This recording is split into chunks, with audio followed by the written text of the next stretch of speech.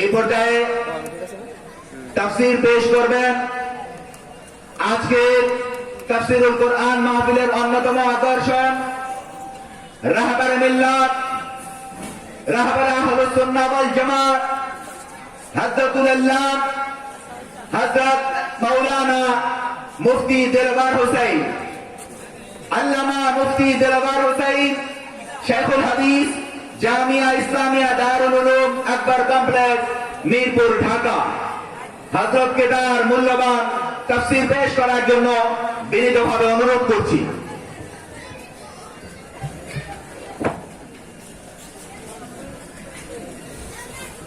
نحمده ونستعينه ونستغفره ونؤمن به ونتوكل عليه ونعوذ بالله من شرور أنفسنا ومن سيئات أعمالنا من يهده الله فلا مضل له ومن يضلله فلا هادي له ونشهد أن لا إله إلا الله وحده لا شريك له ولا فريق له ولا وزير له ولا نظير له ولا شبيه له ولا مثيل له ولا مثال له ولا مثل له ولا أصل له ولا نسل له ولا قبل له ولا بعد له ولا وقت له ولا زمان له ولا أول له ولا آخر له ولا بداية له ولا نهاية له ولا ضد له ولا ند له ولا حد له ونشهد أن سيدنا ونبينا ومولانا محمدا عبده ورسوله أرسله بالحق بشيرا ونذيرا وداعيا إلى الله بإذنه وسراجا منيرا صلى الله تعالى عليه وعلى آله وأصحابه وسلم تسليما كثيرا أما بعد فأعوذ بالله من الشيطان الرجيم بسم الله الرحمن الرحيم وإنها لكبيرة إلا على الخاشعين صدق الله مولانا العظيم اللهم صل على سيدنا محمد وعلى آل سيدنا محمد كما صليت على سيدنا إبراهيم وعلى آل سيدنا إبراهيم إنك حميد مجيد اللهم بارك على سيدنا محمد وعلى آل سيدنا محمد كما باركت على سيدنا إبراهيم وعلى آل سيدنا إبراهيم إنك حميد مجيد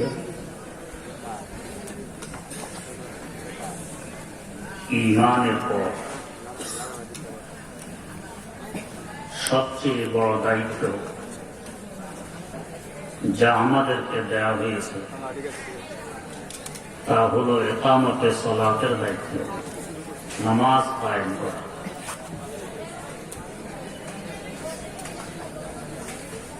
এই দায়িত্ব যিনি আমাদেরকে দিলেন, দায়িত্ব দিয়ে তিনি বলছেন ওয়াইন্নাহা লাকাবীরাতুন, নামাজ বড় ভারী, করতে মন চায় না, কষ্ট লাগে, মনে হয় যেন আমাদের অন্তরের কথাটি বলে দিলেন। প্রশ্ন জাগে আমরা দুর্বল থেকে দুর্বলতম মাখলুক। দায়িত্বদাতা দয়ার সাগর রহমান রহিম দায়িত্ব দিয়ে তিনি বলছেন দায়িত্বটি বড় ভারী, বড় কঠিন, উল্টা উল্টা রাখে। দায়িত্বদাতা যদি নিষ্ঠুর হয়, দুর্বলকে কঠিন দায়িত্ব দিতে পারে, অথবা যাকে দায়িত্ব দেওয়া হচ্ছে সে যদি সবল হয় তাহলেও কঠিন দায়িত্ব দেওয়া যায়। এখানে দায়িত্বদাতা নিষ্ঠুর নন, রহমান রহিম। যাদেরকে দায়িত্ব দেওয়া হচ্ছে এরাও সবল নয়, দুর্বলতম মাখলুক, উল্টা মনে হয়। প্রশ্নটির উত্তর বোঝার আগে একটু বুঝে নিই, আমরা দুর্বল না সবল। অনেকে হয়তো বলতে পারেন আমরা অসাধ্যকে সাধ্য করি, আমরা আবার দুর্বল হলাম পরে। আমরা যে কত দুর্বল, এই যে এখন শীতকাল আসতেছে, শীত থেকে বাঁচার জন্য কান টুপি, গরম টুপি, রুমাল, মাফলার, জ্যাকেট, সোয়েটার, জাম্পা, কোট, শাল, চাদর, মোজা, ল্যাপ, তোষক, হিটার, কত কিছু ব্যবহার করি। এরপরও পত্র পত্রিকায় আসে শীতে অমুকের কোমর ব্যথা হয়ে গেছে। পক্ষান্তরে আমাদের এলাকার কুকুরগুলো পৌষ মাসের কনকনে শীত, রাত ভর গলিয়ে গলিয়ে চিপা চাপায় দৌড়। দেখেছেন কুকুরের গায়ে সোয়েটার, না পায়ে কামড়ার মুখে, খালি পায়ে খালি গায়ে ঢুকতেছে, এরপরও এদের তো কোমর ব্যথা হয়নি। তাহলে ওরা দুর্বল না আমরা দুর্বল? আমরা দুর্বল। আমরা খালি পায়ে হাঁটতে গেলে পায়ে কাঁটা দিলে পাথরের জুতা লাগে, ব্যথা পায়, তাই জুতা স্যান্ডেল ব্যবহার করি। এরপরও মাঝে মধ্যে জুতার তলা বের করে পায়ে কাঁটা দিই। এমনকি কখনো হাসপাতালে গিয়ে ডাক্তারের শরণাপন্ন হয়ে অপারেশনের মাধ্যমেও কাঁটা বের করে আনতে পারে। পক্ষান্তরে আমাদের এলাকার কুকুরগুলো সারা জীবন হাঁটলো, দৌড়লো খালি পায়ে। কুকুরে পায়ে দেখেছেন মোজা কিংবা স্যান্ডেল। কাঁটা বনের একদিক দিয়ে ঢুকে এক দৌড়ে আরেক দিক দিয়ে বের হয়ে যায়।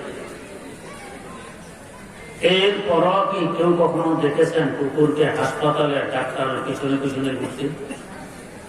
ডাক্তার সাহেব পায়ে তো জুতা স্যান্ডেল নেই, কাঁটা বিঁধে গেছে, একটু মেহরবানি করুন, অপারেশন করে কাঁটাটি বের করে দিন। না, তাহলে ওরা দুর্বল না আমরা দুর্বল? আমাদের যদি কারোর সাথে মারামারি হয়, কত রকমের অস্ত্র, তোমার তো ব্যক্তি লাঠি হইলেও ব্যবহার করতে হয়। কুকুরও মারামারি করে, গরু ছাগলও মারামারি করে। দেখেছেন এদের হাতে লাঠি কিংবা রাইফেল, বন্দুক, ওদের অস্ত্র ওদের সাথে। আমরা অস্ত্রের মুখাপেক্ষি, ওরা অস্ত্রের মুখাপেক্ষি নয়। তাহলে ওরা দুর্বল না আমরা দুর্বল?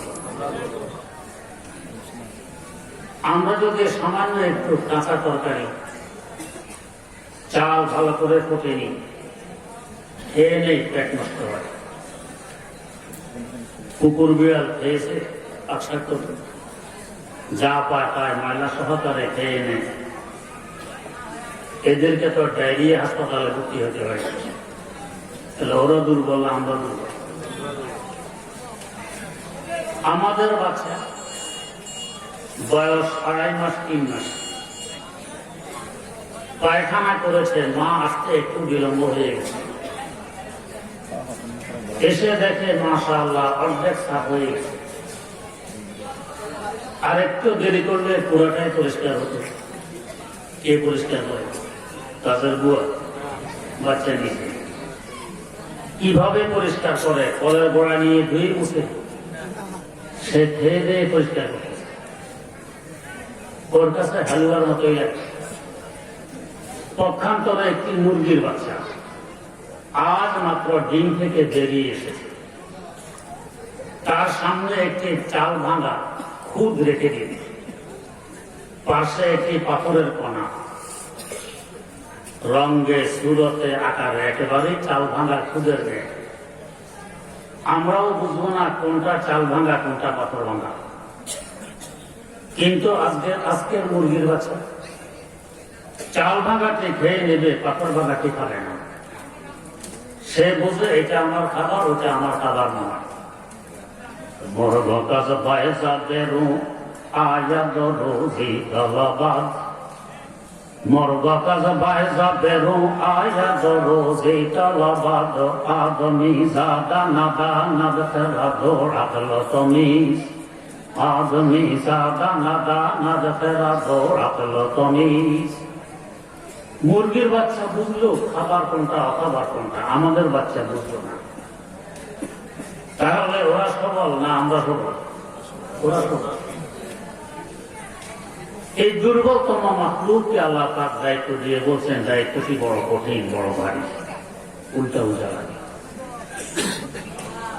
প্রশ্নের উত্তর আল্লাহ পাক আয়াতের অগ্রভাগে দিচ্ছেন, وَإِنَّهَا لَكَبِيرَةٌ إِلَّا عَلَى الْخَاشِعِينَ। নামাজ বড় ভারী, কঠিন, করতে মন চায় না, কষ্ট লাগে। তবে খাশিয়াদের জন্য কঠিন নয়, তাদের জন্য সহজ। তাদের করতে কষ্ট লাগে না, বরং মিষ্টি লাগে। খাশিয়া কর্তাবাচক শব্দ, যার ভিতরে খুশু পাওয়া যায় তাকে বলে খাশিয়া। খুশু কি? আমিও যদি অর্জন করতে পারি আমিও হব খাশিয়া, আপনি অর্জন করতে পারলে আপনিও হবেন খাশিয়া। আমার আপনার জন্য নামাজ আর কঠিন থাকবে না, সহজ হয়ে যাবে। কষ্টের বিষয় থাকবে না, মিষ্টির বস্তুতে পরিণত হবে। খুশু বুঝতে আমরা ভুল করি। আমরা মনে করে খুশু মানে বেসদ হয়ে যাওয়া, বেখবর হয়ে যাওয়া। আমাকে কি মশাটার মধ্যে না সাথে কাটে কোনো খবর থাকবে না, এটাকে মনে করি খুশু। এটা খুশু নয়। এই অবস্থাকে বলে ইস্তেগরাক। আল্লাহ রাব্বুল আলামিনের জাত ও সিফাতের ভিতরে ডুবে থাকা। এই ইস্তেগরাক আমাদের ক্ষমতাধীন নয়। আমি চাইলে অর্জন করতে পারবো না, আমার আল্লাহ দিলে হবে। যদি আল্লাহ পাক কাউকে এমন নিয়ামত দান করেন আলহামদুলিল্লাহ, না করলে কোনো ক্ষতি নেই, যেহেতু আমাদের ক্ষমতাধীন নয়। আমার দাদা উস্তাদ আল্লামা ইউসুফ বানুরি রাহিমাহুল্লাহ অপারেশন হবে, পেট কাটবে, ওটিতে ঢুকানো হয়েছে, অপারেশন থিয়েটারে। ডাক্তাররা ইঞ্জেকশন প্রস্তুত করতেছে, এটা ওনাকে খুশ করবে। জিজ্ঞেস করলেন এই ইঞ্জেকশন কি আমাকে দেওয়ার জন্য প্রস্তুত করতেছেন? জি। এই ইঞ্জেকশনের কি কাজ? এর কাজ হলো যাকে খুশ করা হয় সে বেহুশ হয়ে যায়। তা আমাকে খুশ করে বেহুশ করবে?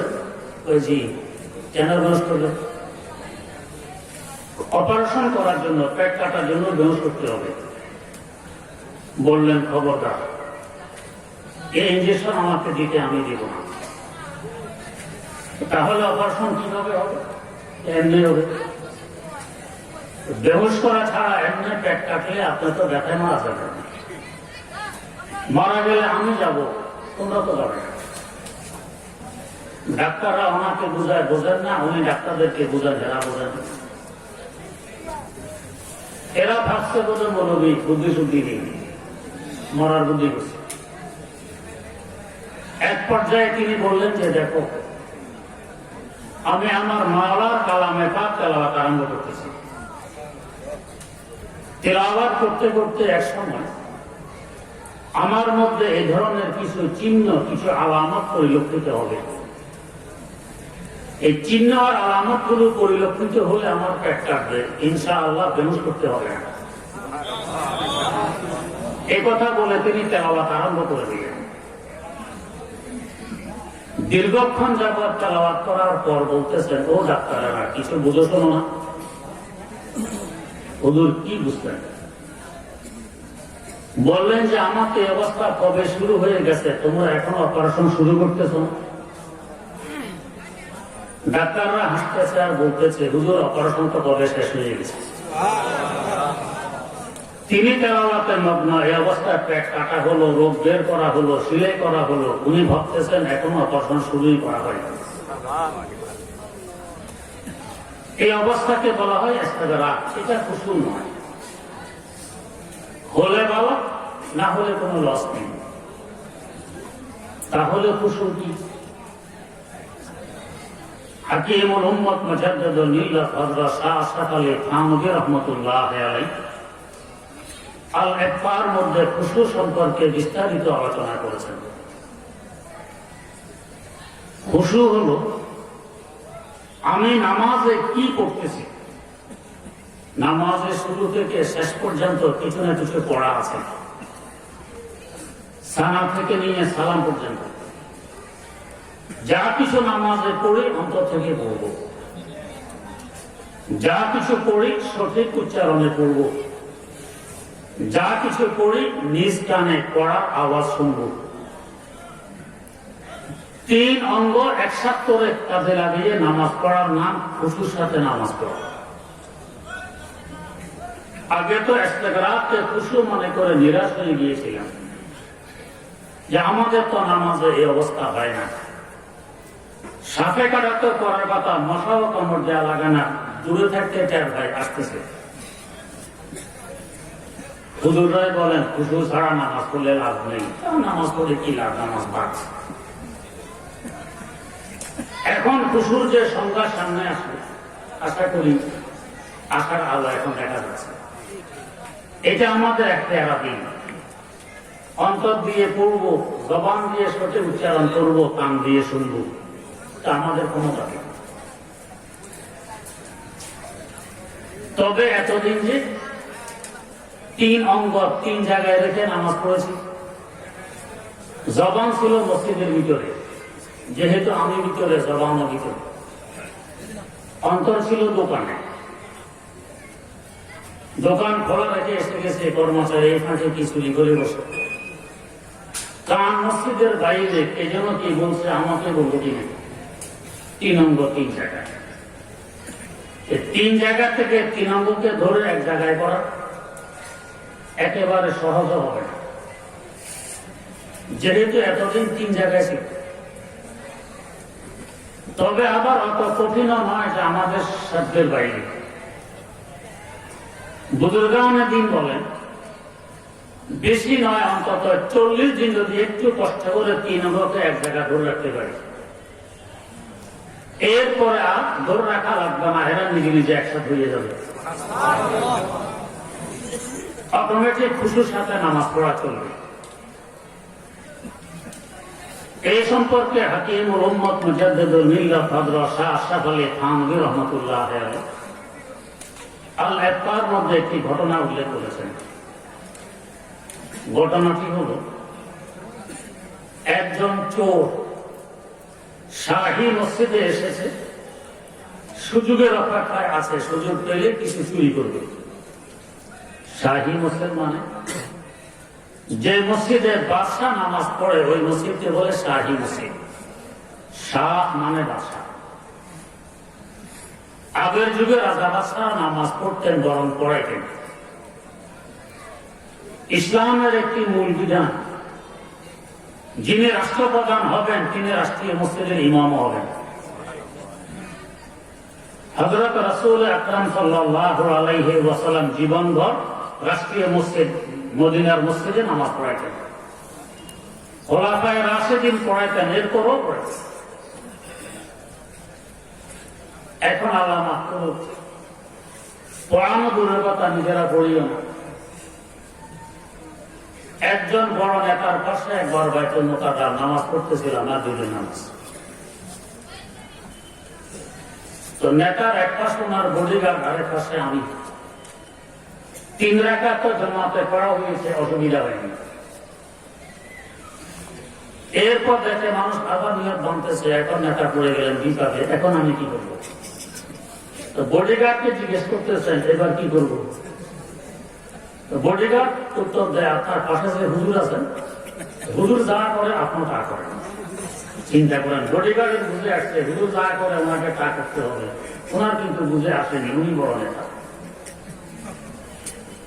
এই দশা যদি ঘটে দুনিয়া শান্তি হবে করতে। যাই হোক, ওই দিন ঘটনাক্রমে বাদশাহ তার প্রধানমন্ত্রীকে ডেকে বলছেন, মন্ত্রী তুমি তো জানো আমার একটি মাত্র মেয়ে, আমার আর কোনো ছেলেও নেই, আর কোনো মেয়েও নেই। আমার মেয়ে বিয়ের উপযোগী হয়ে গেছে। একজন পরহেজগার দেখে ছেলে খোঁজ করো, পরহেজগার ছেলের কাছে আমি মেয়ে দিয়ে দেব। আমারও বর্তমানে এই মেয়ের স্বামী হবে এই দেশের বাদশাহ, এ রাজ্যের মালিক। বাদশাহ কেমন ছেলে খোঁজ করার জন্য বলতেছেন?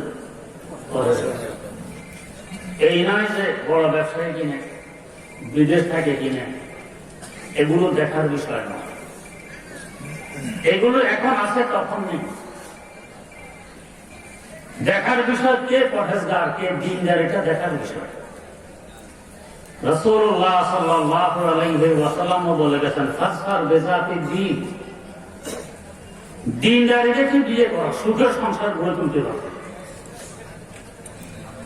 আলহামদুলিল্লাহ, আমরা যে দিনদারি দেখে বিয়ে করেছি, সম্পদ দেখিনি, আমরা কি ঠকে গেছি? মাহফিল করে মাঝে মধ্যে রাতের 2টা-3টা বাজে আসবে, একটু পর পর ফোন করে খবর নেয় কতটুকু এসেছেন, কি অবস্থা। আরে এত রাত তুমি এখনো ঘুমাওনি? না, 2 রাকাত সালাতুল হাজাত করেছি।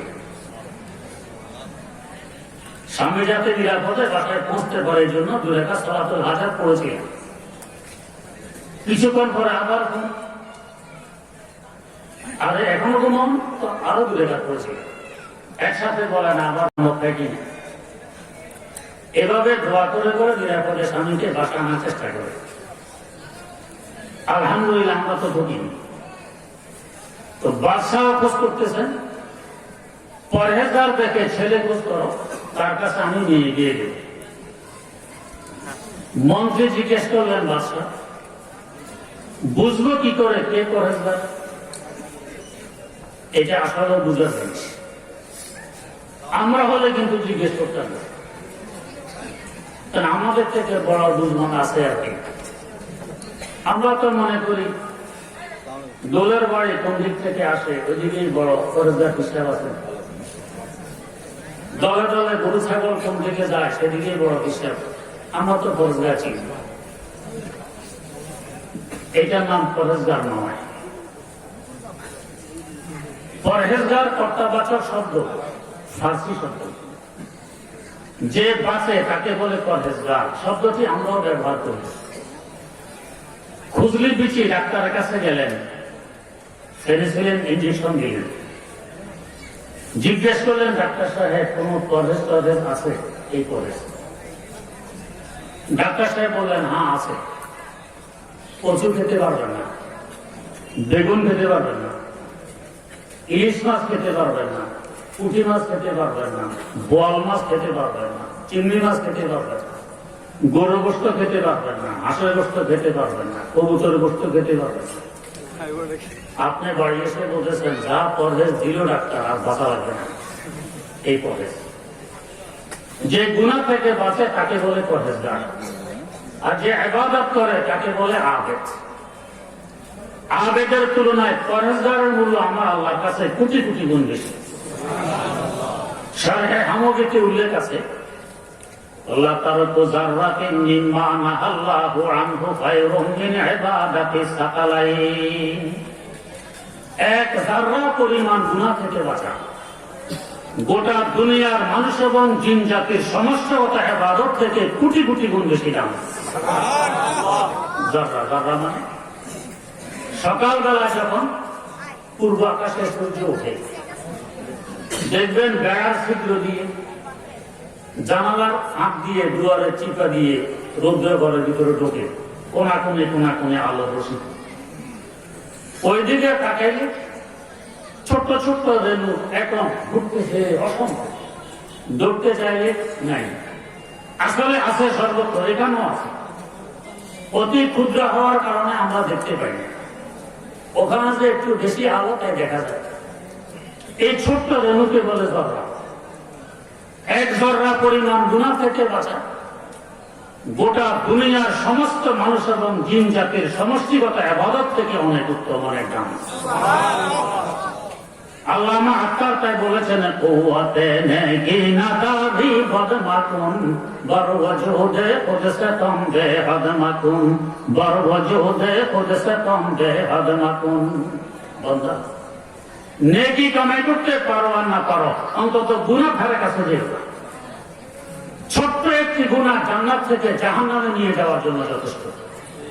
গোটা দুনিয়া আগুন দিয়ে জ্বালানোর জন্য অনেক বড় আগুন লাগে না, নেসবাতে একটি কাঠি যথেষ্ট। তাই মন্ত্রী জিজ্ঞেস করলেন, বাদশাহ কি করে বুঝবো কে পরেশগার? বাদশাহ জবাব দিলেন, হ্যাঁ, এটা বোঝা তো কঠিন, তবে পরেশগারের একটি চিহ্ন আছে। কি চিহ্ন? তো দেখবে জামাতে তাকবীরে উলার সাথে খুশু সহকারে নামাজ পড়বে। কারণ আমার আল্লাহ বলেন, ইন্নাস সালাতা তানহা আনিল ফাহশাই ওয়াল মুনকার। নামাজই বান্দাকে অশ্লীল অবৈধ কাজ থেকে বিরত রাখে। জামাতে তাকবীরে উলা সহকারে খুশুর সাথে নামাজ পড়া, এটা পরেশগারের চিহ্ন। চোর কিন্তু কথাগুলো শুনতেছে, মনে মনে ভাবতেছে, আমার তো কপাল আকাশে লেগে গেছে, আর চুরিদারির প্রয়োজন হবে না। পরহেজগার কাকে বলে তাও তো শুনে ফেললাম, এখন পরহেজগার সাজলাম, এরপরে তো বাদশাহ নেই, আমি এ রাজ্যের মালিক, এই দেশের বাদশাহ, আর কি থাকে? বাদশাহী লালসার মেয়ের লোভে চোর এখন পরহেজগার সেজেছে। সকলের আগে মসজিদে আসে, জামাতে তাকবীরে উলার সাথে খুশু সহকারে নামাজ পড়ে। 10-12 দিন পর মন্ত্রীর দৃষ্টি পড়েছে, হ্যাঁ, এই যুবককে দেখতেছি পরেশগার। তবে আগের যুগের মন্ত্রীরা বড় বিচক্ষণ হতেন, আসলে কি পরেশগার নাকি হঠাৎ পরেশগার? কেউ আছে হঠাৎ পরেশগার, দেখবেন মসজিদের ছায়া কখনো আসে না, হঠাৎ একবার ইমাম সাহেবের পিছনে এসে নিয়ে থাকে, কোন অঘটন ঘটে মসজিদে ঢুকছে, ওই ঘটনা শেষ, আবার যে এসে। এমনই এক ছেলে ক্লাস 6-এ পড়ে, ক্লাস 6-এর ছেলে, বয়স আর কতই হবে, 12-13 বছর। আল্লাহ মাহফুজ এখন বলতে কি, আজকে আমাদের এই প্রতিষ্ঠানগুলো তো হলো প্রেমের কারখানা, প্রেমের বাজার। কি ছাত্র, কি শিক্ষক, কি ছাত্রী, কি শিক্ষিকা, এই নিয়ে ব্যস্ত। ক্লাস 6-এর ছেলে আরেক মেয়ের সাথে লাইন। যাদের এই ধরনের লাইন ফাইন হয়, লজ্জা শরম বিদায় নিয়ে যায়। ছেলে একদিন বাড়ি এসে সরাসরি তার আব্বাকে প্রস্তাব দেয়, আব্বা আমাকে বিয়ে করাই দেন। আব্বা তো মাথায় হাত, ইন্না বিল্লাহ, কি বলতেছে? মাত্র ক্লাস 6-এ পড়ে, এখনো বিয়ে দিকে জীবন বরবাদ। বেটা কি ব্যাপারে তো তাড়াহুড়ো? আমার চয়েস আছে, এর অনেক প্রার্থী, অনেক ক্যান্ডিডেট, দেরি করলে অনেক নিয়ে যাবে, দেরি করা হবে না। আব্বা তো চতুর্দিকে অন্ধকার হয়, দৌড়িয়ে গেছে মসজিদের ইমাম সাহেব হুজুরের কাছে। আমরা যখন চতুর্দিক অন্ধকার দেখি, তখন হুজুরের কথা মনে পড়ে, এর আগে আবার দরকার হয় না। এসে বলছে, হুজুর আমার ছেলেকে একটু বুঝান। কি বুঝাবো, কি হয়েছে ছেলে? তো ছেলে মাত্র ক্লাস 6-এ পড়ে, এখন বিয়ে চিন্তা আসছে, সরাসরি আমার কাছে প্রস্তাব দিয়ে দিল তাকে বিয়ে করাই দিতে, তার নাকি চয়েস আছে, দেরি করালে অন্য কেউ নিয়ে যাবে, ওই নিয়ে অনেকে নিয়ে গেছে। হুজুর বললেন ছেলেকে আমার কাছে পাঠাই দেন, দেখি কি করা যায়। ছেলেকে পাঠানো হলো। ছেলে এসে হুজুরের কাছে বলছে, হুজুর আমার আব্বাকে একটু বুঝান। করছেন হুজুর কি করবে? আব্বা বলে ছেলেকে বুঝান, ছেলে বলে আব্বাকে বুঝান। হুজুর এখন কাকে বুঝান? বেটা কি বুঝাবো তোমার আব্বাকে? আমার বিয়ের দরকার, চয়েস আছে, আব্বা রাজি হয় না। এই মেয়ের বহু বাড়তি, কেউ নিয়ে যাবে দেরি করতে গেলে, তাড়াতাড়ি করা দরকার। হুজুর বললেন এক কাজ করো, কি 40 দিন আমার পিছে জামাতে নামাজ পড়ো, এরপরে বুঝানোর বিবেচনা করা হবে। ঘরে বুঝাবেন নামাজ পড়ো। ছেলে এখন বুঝানোর আশা নামাজ পড়ছে, হুজুরের পিছে এসে নামাজ পড়ে। পড়তে পড়তে 48 দিন। হুজুর তো খুশি, মাশাআল্লাহ, এতদিনে হয়তো বিয়ের দিকে মাথা থেকে নেমে গেছে। 38 দিনের দিন আগে ভাগে একবারে হুজুরের হুজুরে, হুজুর তো মহা খুশি, আগে ভাগে মসজিদে এসে গেছে, মাশাআল্লাহ। এসে বলতেছে, হুজুর কি কাজী সাহেবের কাছে আপনি যাবেন না, আমি যাবো। ইন্নালিল্লাহ, বেটা কি বলতে? না হুজুর, আর তো মাত্র 2 দিন বাকি, বাজার সাজার করা আছে, দাওয়া সালাদ দেওয়া আছে, দিয়ে রোজে রেজিস্ট্রি করাইতে না পারি, ডকুমেন্ট থাকবে না, আবার সংবাদ পাইলে অন্য কেউ নিয়ে যাবে, বিপদে পড়বো। আপনি যাবেন না, আমি যাবো। হুজুর ব্যাপারটা বুঝে পেয়েছে। আল্লাহ পাক যাদের সিনায় কোরআনের এলেন, কোরআনের বিদ্যা ঢুকিয়ে দিয়েছেন, এদেরকে একটি ব্যতিক্রম ধর্মী বিচক্ষণতা দান করেছেন। এটা দুনিয়ার অন্য কেউ পায় না।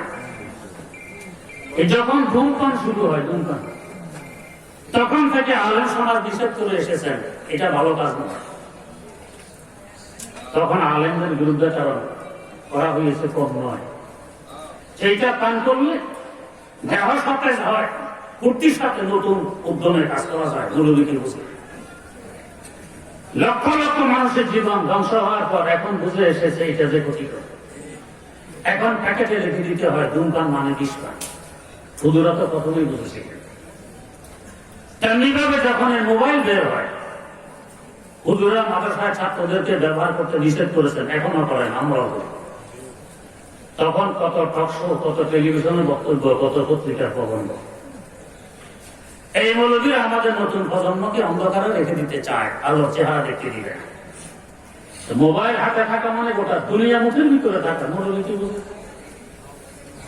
লক্ষ লক্ষ ছাত্রের, যুবকের জীবন ধ্বংস হওয়ার পর এখন পত্রিকায় আসে অমক ভার্সিটির এরিয়ার ভিতরে ছাত্রদের জন্য মোবাইল ব্যবহার নিষেধ করা হয়েছে, অমক কলেজে ছাত্রদের জন্য মোবাইল নিষিদ্ধ ঘোষণা করা হয়েছে। এখন পত্রিকায় আসে, ধ্বংস তো হয়ে গেছে লক্ষ লক্ষ ছাত্র। তো কোরআন হাদিসের বরকতে আল্লাহ পাক তাদেরকে একটি বিচক্ষণতা দান করেছেন, এটা অন্যদের মধ্যে নেই। তো হুজুর বুঝে ফেলেছেন এই ছেলের আসল অবস্থা কি। জিজ্ঞেস করলেন, বেটা 38 দিন যাবত তুমি নামাজ পড়েছো জমাতে, অজু করেছো তো ঠিকঠাক? ও না হুজুর, অজু তো করি।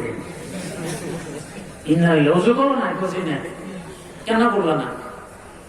আপনি তো অজু করার কথা বলেনি, নামাজ পড়তে বলেছেন, তাই নামাজ পড়ছে, অজু তো করি। তো অজু ছাড়া 38 দিন কেন? 38 বছরও যদি নামাজ পড়ে, এটা কি নামাজ হয় না ব্যায়াম হয়? তো ব্যায়াম হলো, নামাজ তো হয়নি, তো বিয়ের দিকে যাবে কি হবে? পরেজগার হবে কি? এটা হঠাৎ পরেজগার।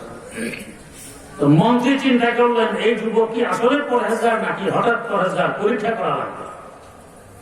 তাই 40 দিন অপেক্ষা করলেন। 40 দিন যদি কেউ একটি কাজ অব্যাহত রাখে, বুঝতে হবে এই কাজটা ছাড়ার মতো নয়, সেটা করে। মন্ত্রী দেখলেন 40 দিন যাবতে ঠিকঠাক নামাজ পড়তেছে। 40 দিন পর মন্ত্রী এসে বলতেছে, বেটা তোমাকে বাদশা স্মরণ করতেছেন, চলো একটু বাদশা দরবারে যাই। বেটা তো বুঝে কেন স্মরণ করে?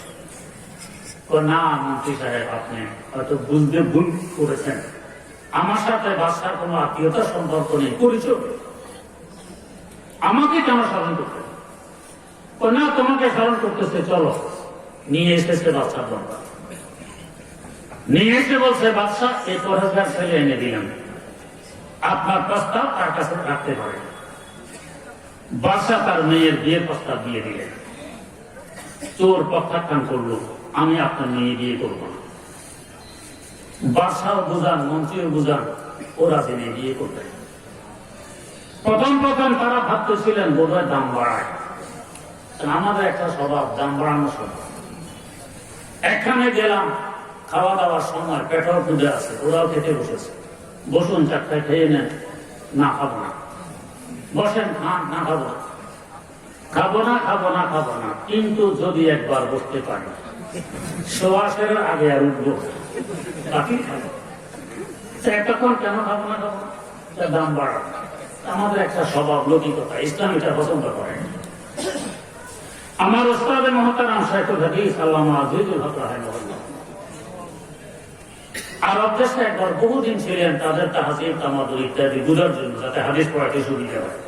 হুজুরের কাছে হাদিস পড়তে বড় মজা হয়। তো বললেন, একদিন আমরা 3 জন তাবু এবং কাশাকের সামনে অনেক দূর পর্যন্ত চলে গেছি, মরু এলাকায়। কখন রোদ্র তাবুটা নিয়ে কাকসা করলাম, খেতে বসলাম। এর মধ্যে দেখি এক বন্ধু আমাদের কিনারা দিয়ে যায়। কারণ আমরা খাবার সামনে নিয়ে খেতে বসেছি, একটা লোক যায়, না বললে কেমন লাগে। বললাম, তাহলে সাহেব আসুন খেয়ে। ও বলা মাত্র এসে বসে গেছে। আমরা তো মনে মনে হায় হায়, এই মরু এলাকায় গরমের ভিতরে এত কষ্ট করে খাবার পাকসা করে বসছি। এই যে গাবুরের গাবুর, আর কয়েক লোকমায় পুরা খাবার শেষ হবে, আমাদের উপায় হবে কি? আল্লাহর বান্দা বসে ছোট্ট 3টা লোকমা দিয়ে বারাকুমুল্লাহ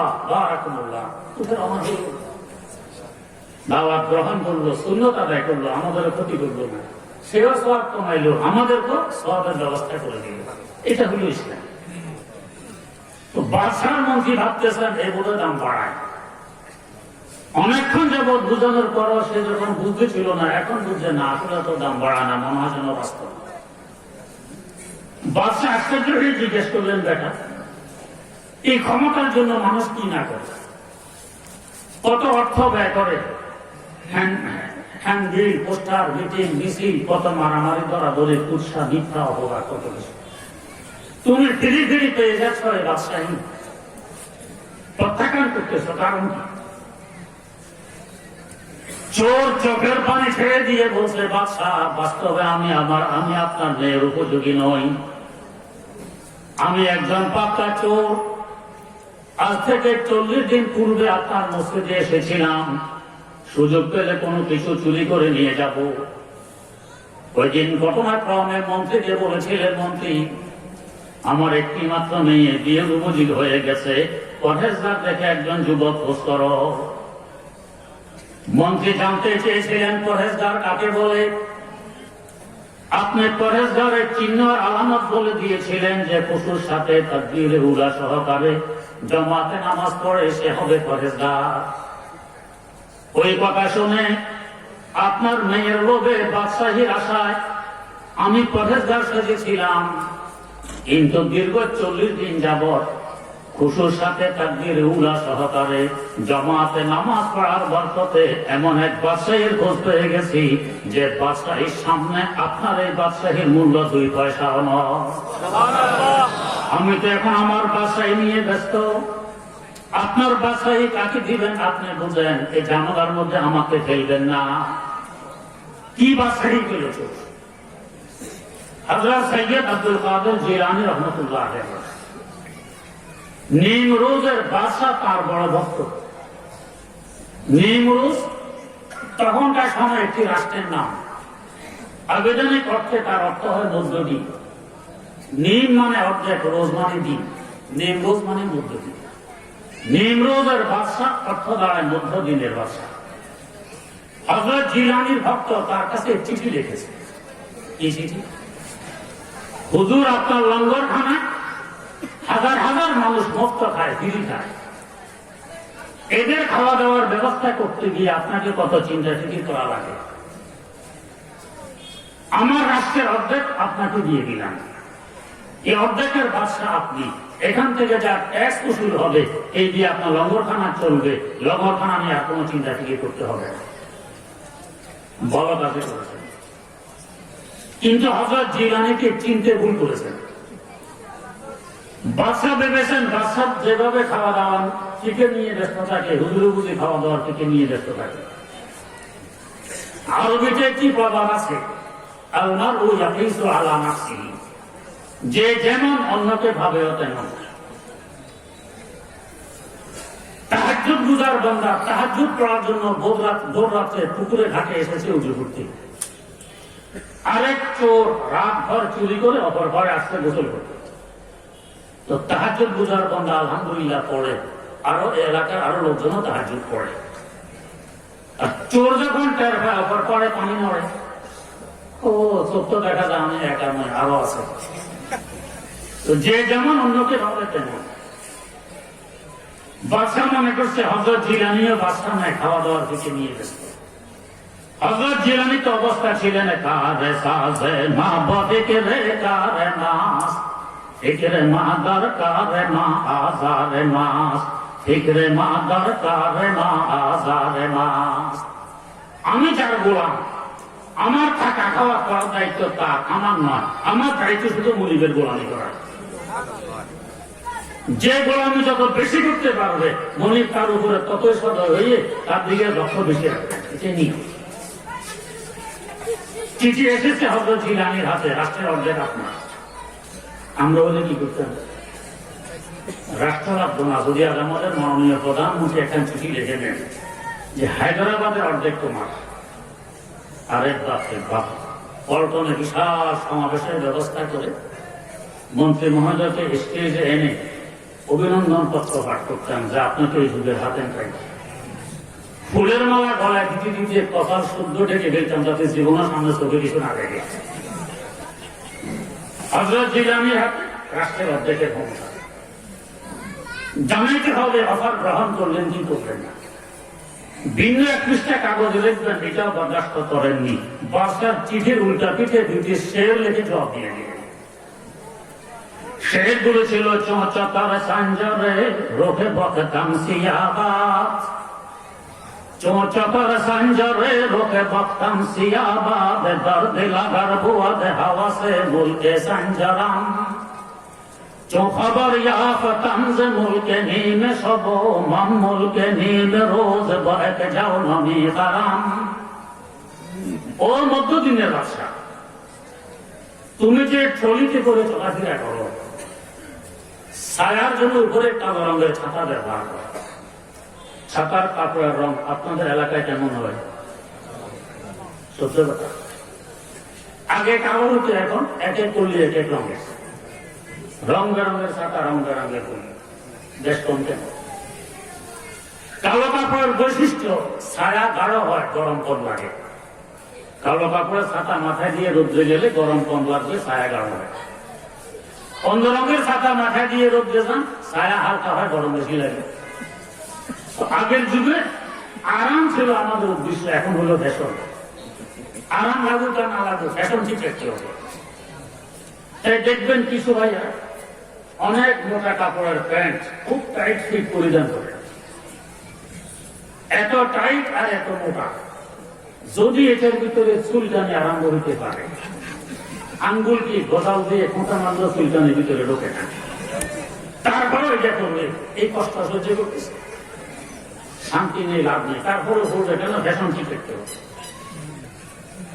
এটা আবার দেখবেন ভয়ের টাকু নিচে এক বিগত লম্বা, পায়ের মুড়ার নিচে ঘুরতে ঘুরতে ক্ষয় হয়ে গেছে নিচে দিয়ে এক বিগত কে জানে নিচে দিয়ে আবার আমার দেহে বাতাস জুতা ডুবি যায়।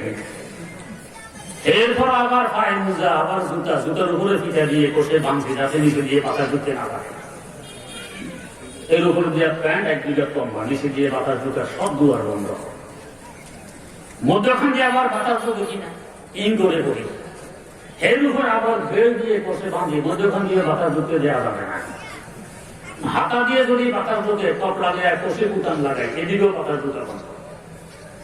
আরেক হাঁট আছে গলা দিয়ে দিই বাতাস ঢুকে, এখানে হাঁটি একটা লাগাই দিই, নাম হইল তাই গলা মানুষের হাঁটি লাগায়। তার মানে সকল দুয়ার বন্ধ, বাতাস ঢুকতে পারবে না। মনে হয় যেন বাংলার আলো বাতাসের সাথে বড় শত্রুতা নিয়ে আমার দেহের ধারে কাছে আসতে দিব না। এই লোকটা যদি আমাদের জাতীয় সঙ্গীত গায় যে তোমার আলো, তোমার আকাশ, তোমার বাতাস, আমার পানে বাজায় বাসি, যা সাজে, বাতাস তো ঢুকতে দিলে না, তোমার সামনে সামনে রাশি বাজাইলে বাতাস ঢুকবে, আরাম লাগবে, তারপর না ফাঁসি বাজানোর পর তখন করে আলেম আমার দিকে তাকাই দেখুন, দিলা গেলা জামা কাপড় বাতার নিচে দিয়ে ঢোকে, উপর দিয়ে ঢোকে, সব টাকা দিয়ে ঢোকে, কোন অসুবিধা। এদের বাংলার সাথে মহব্বত আছে, ভালোবাসা আছে। এরা যদি বলে তোমার আকাশ তোমার বাতাস আমার ফানে বাজায় বাসি, এটা বিশ্বাসযোগ্য কথা। বাতাস লাগতেছে, আরাম লাগতেছে, ফানে বাস্তবে বাসি বাজায়, এর বাসি বাজায় বলেন না। এটা এত টাইট মাঝে মধ্যে আমাদের কাছে আসে কোনো টুকুয়ের জন্য, স্ত্রীর সাথে ঝগড়া দিতে পারে। আমরা তো কমে মাথায় নিচে বসি, ভাই এখানে বসুন, জায়গা দেখাই দিলাম বসার।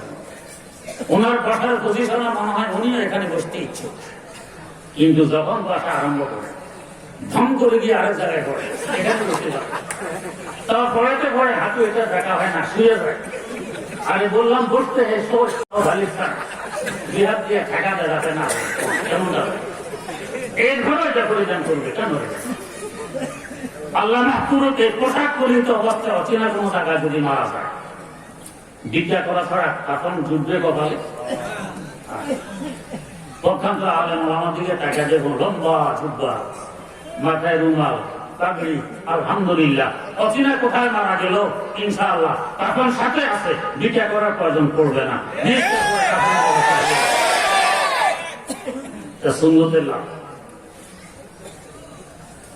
হযরত জিলানী বললেন তোমার ছাতার কাপড় যেমন কালো, তোমার রাজত্বের সামান্যতম রোগ যদি আমার অন্তরে থাকে, আমার তাকদীরের চেহারাটাও এমন কালো হয়ে যাচ্ছে।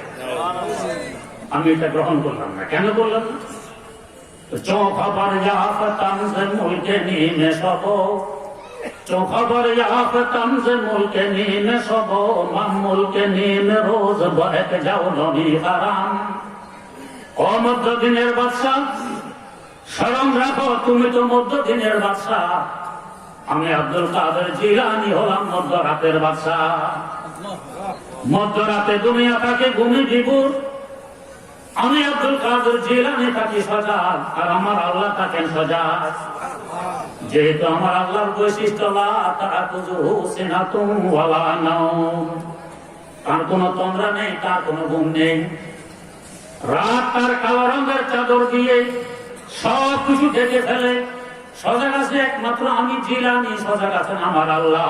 দুই সজাগের যোগাযোগে স্থাপন করে যখন কথাবার্তা শুরু হয়, আল্লাহু আল্লাহ, আল্লাহু আল্লাহ, আল্লাহু আল্লাহ, আল্লাহু আল্লাহ, তখন আমার অনুভব হয় শুধু নিম রোজার মধ্য দিন নয়, পুরা কায়নাত এবং সৃষ্টি জগতের বাসায় যেন থাকে আমার পায়ের নিচে। খবর ইয়াফতামজে মুলকে নিমে সব, মামুলকে নিমে রোজ বহেক যাও নবী হারাম। ও মধ্যদিনের বাদশা, যেদিন থেকে মধ্যরাতের বাদশাহীর খোঁজ পেয়েছি, ওদিন থেকে মধ্যদিনের বাদশাহীর মূল্য আমি জিলানীর দৃষ্টিতে 2 পয়সাও নয়। তোমার বাদশাহী তোমার মোবারক হোক, আমার লঙ্গরখানা কিভাবে চলবে না চলবে এই চিন্তা না তোমার, এই চিন্তা না আমার, বরং এই চিন্তা তোমার আমার মাওলা। আরে সাজে মা বলে রে কারে মাস, ইগরে মা দরকারে মা আজারে মাস, ইগরে মা দরকারে মা আজারে মাস। তো চোর বলছে বাদশা, আমি তো ওই বাদশাহী খুঁজ পেয়ে গেছি, এখন আপনার বাদশাহী আপনি কাকে দিবেন আপনার ব্যাপার, এই ঝামেলা আমাকে পেতে হবে। जो तो मेरा तो सब मेरा, फलक मेरा ज़मीन मेरी, अगर तू एक नहीं मेरा तो कोई शय नहीं मेरी। বাদশাদের বাদশা আল্লাহ রাব্বুল আলামিনকে যদি আমি পেয়ে যাই, তাহলে আমি পুরো দুনিয়ার বাদশা। গোলামে হক সদা মে আইনে তারাকি, গোলামে হক সদা মে আইনে তারাকি। আল্লাহ রাব্বুল আলামিনের গোলাম হওয়া, গোলামদের বাদশা হওয়া, পুরা কায়নাতের বাদশা এখন আমি। আর আমি সারা দুনিয়ার বাদশা হইলাম, আল্লাহকে হাত করতে পারলাম না, আমি বাস্তবে কত। যমুনা নদীর তীরে বাস করতেন এক আল্লাহর ওলি, নাম ছিল শাহদৌলা। উনি আর ওনার স্ত্রী সবটা এখানে জুটির মধ্যে থাকেন। তুফান শুরু হয়ে গেছে, জোরে সোরে তুফান, এই জুটি নড়বড় এখানে পড়বে।